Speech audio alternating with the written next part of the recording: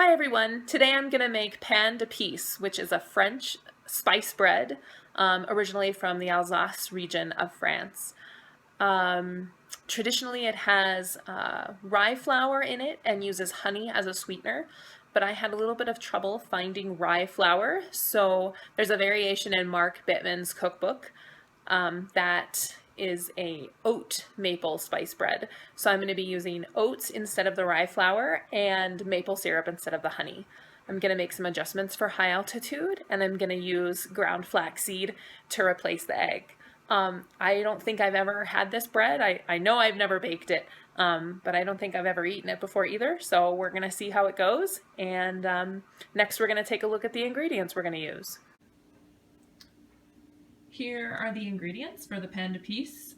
We have whole wheat flour, old-fashioned oats, and those are going to replace the rye flour, maple syrup instead of honey, baking powder, baking soda, salt, buttermilk, butter, orange zest, ground flaxseed to replace the egg, and then lots of spices because it's a spice bread. So we've got ground ginger, aniseed, allspice, cinnamon, and black pepper. I got my oven preheated to 375. That's an increase of 25 degrees for high altitude. And I have a 9 by 5 inch loaf pan sprayed with baking spray mixed with flour just on the bottom. All right, so now we're going to mix together our dry ingredients. There is whole wheat flour in there, some old-fashioned or rolled oats to replace the rye flour, baking soda and baking powder, both which have been reduced by about half a teaspoon, and some salt. And then over here, we have the mixture of spices that's going to go in there. So there is cinnamon, ginger, allspice, black pepper, which I'm a little concerned about, and some aniseed. So I'm going to put those in. There they go. And then I'm just going to whisk these together till they're all just evenly mixed and distributed. And next we're going to mix the wet ingredients. Okay, so we have some softened butter, some maple syrup instead of honey, and some orange zest ready to be mixed together in the electric mixer.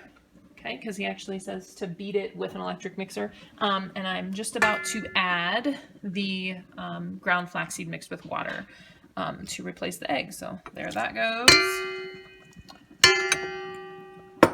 And we're going to get this on.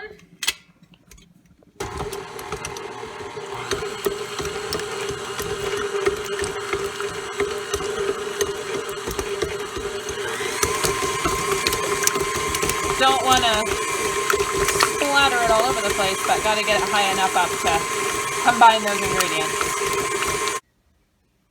All right, so we beat that together for a little bit, and then we're going to add the dry ingredients, about a third of that, and beat that in, and then we're going to alternate. We're going to add about a third of the buttermilk, beat that in, then more flour, more buttermilk, more flour mixture, more buttermilk until it's all incorporated. We're going to scrape down the sides in between each addition. All right, so we have mixed in all of the dry ingredients and the buttermilk, and this is what we've got. So we're going to pour that into the loaf pan and bake it for, I'm going to set it for 45 minutes and check it. The recipe calls for 50 to 60 minutes, so we'll see how it's doing. Okay, so it's been 45 minutes. I'm going to do the toothpick test and see how we're doing.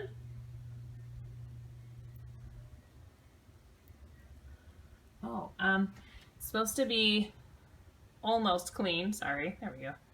And that looks really good. It's nice and brown. It's got a nice crust on it, and it smells fabulous. So I'm going to take that out and let it cool for about 15 minutes on the rack, and then turn it out and see what we've got. So it's been sitting for about 15 minutes, and I'm going to try and turn it out of the pan. So here we go.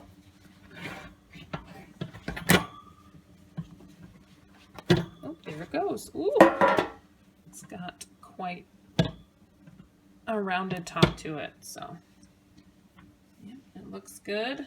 It's well baked. We're gonna let it cool for a little bit longer before we cut into it.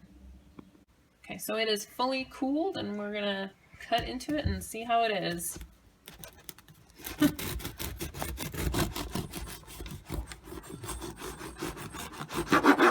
Okay.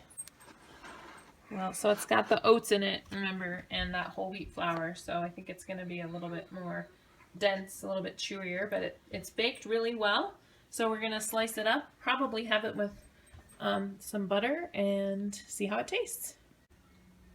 After slicing it, we just tried a little bit of it without anything, and it is a bit drier of a bread. Might have maybe left it in a little bit too long, but it's not burnt or anything like that.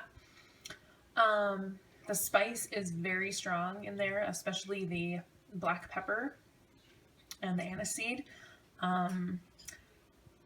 The kids didn't like it, just so you know, too spicy for them. I can see eating it with the butter, it does taste better. I could see even putting something with it, like a dessert, like putting it with ice cream even, or whipped cream maybe, to just counteract some of that spiciness. But other people might like the spiciness. It just kind of depends on your personal preference. But anyway, turned out great. New experience for me. Like I said at the beginning, I've never eaten this before, so I hope you enjoyed watching.